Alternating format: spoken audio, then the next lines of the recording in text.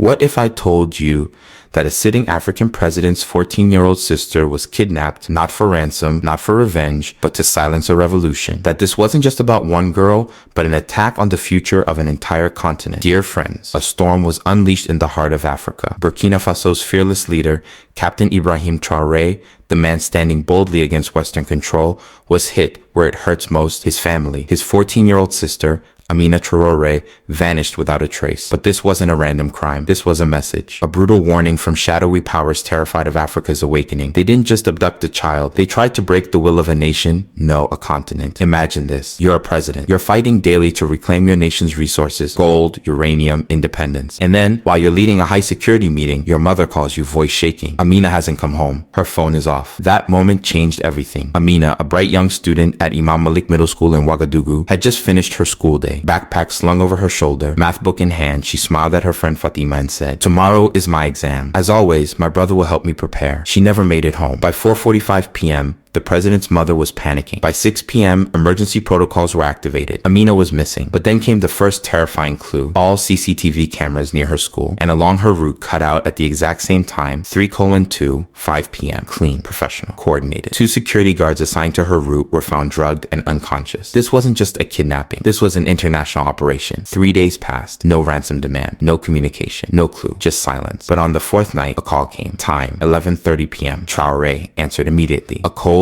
emotionless voice said, "Your sister is alive. Who are you?" Traoré asked. "That's not important. What matters is this: you have 72 hours. Then came the demand: reverse your nationalization of gold mines. Cancel your uranium deal with China. End your so-called African resource revolution, or your sister will begin a new life in Amsterdam, where girls like her are in very high demand." These weren't just threats. This was psychological warfare. They weren't just trying to bend a leader. They were trying to crush Africa's future. But they made a mistake. They underestimated a brother's love. The next morning, President Traoré addressed the nation. "This is not just an attack on my family. This is war on every African child. We will not beg. We will not bow. We will fight together without fear." His voice thundered across Africa. The world listened. The hashtag #Savamina exploded globally. Millions joined the movement. And then came the most daring mission in modern African history: Operation Amsterdam. 4 African nations joined hands. Elite special forces were secretly deployed to Europe. Burkina Faso Cyber Intelligence Unit, working around the clock, traced Amina's signal to a crumbling industrial building in the Vels district of Amsterdam. Inside, dozens of young African girls were held captive, trafficked, tortured, forgotten. At exactly 3 a.m., 3 elite units, Alpha, Bravo, and Charlie, stormed the building floor by floor. Then they found her, Amina, scared, weak, but alive, unbroken. When Traoré embraced her, she whispered, "I knew you would come." Alongside Amina,